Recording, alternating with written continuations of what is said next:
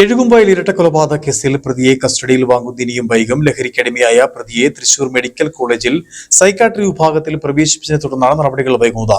ഇയാളെ കസ്റ്റഡിയിൽ വാങ്ങി വിശദമായ ചോദ്യം ചെയ്യൽ നടത്തിയാൽ മാത്രമേ കൊലപാതകത്തിന്റെ യഥാർത്ഥ കാരണം വ്യക്തമാകൂ. ലഹരിക്കടിമയായ പ്രതി കഴിഞ്ഞ ദിവസമാണ് അച്ഛനെയും അമ്മയെയും വെട്ടി കൊലപ്പെടുത്തിയത്.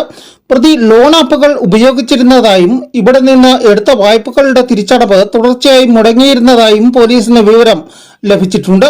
ഇതുമായി ബന്ധപ്പെട്ട് മാതാപിതാക്കളുമായി ഇയാൾ നിരന്തരം കലഹത്തിൽ ഏർപ്പെട്ടിരുന്നതായി വിവരങ്ങളുണ്ട്. ഇതാവാം സംഭവ ദിവസം ക്രൂര കൊലപാതകത്തിലേക്ക് നയിച്ചതെന്നാണ് അനുമാനിക്കുന്നത്. കൊലപാതക ദിവസം രാവിലെ പ്രതി മാതാവിനോട് പണം ആവശ്യപ്പെട്ടിരുന്നതായും എന്നാൽ മാതാവ് ഇത് നിഷേധിച്ചതായും നാട്ടുകാർ പറയുന്നു. ഇതിനെ ചൊല്ലിയാവാം പിന്നീട് തർക്കത്തിൽ ഏർപ്പെട്ടതും തർക്കം കൊലപാതകത്തിലേക്ക് നയിച്ചതെന്നുമാണ് കരുതുന്നത്.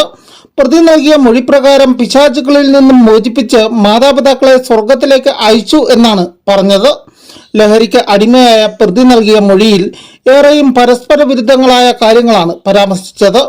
ഇതിനാൽ തന്നെയാണ് പ്രതിയുടെ മാനസിക ആരോഗ്യനില തൃപ്തികരമായ ശേഷം കസ്റ്റഡിയിൽ വാങ്ങി വിശദമായ ചോദ്യം ചെയ്യലിന് പോലീസ് ഒരുങ്ങിയത്.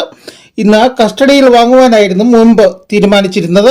എന്നാൽ പ്രതി ചികിത്സയിലായതിനാൽ ഇനിയും കസ്റ്റഡിയിൽ വാങ്ങുന്നത് നീളുമെന്നാണ് വിവരം. News bureau, Udumbanchola.